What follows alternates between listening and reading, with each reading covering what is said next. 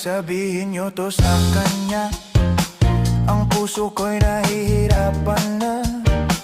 Ano pa ba ang pwede kong gawin na uubra upang maakit siya?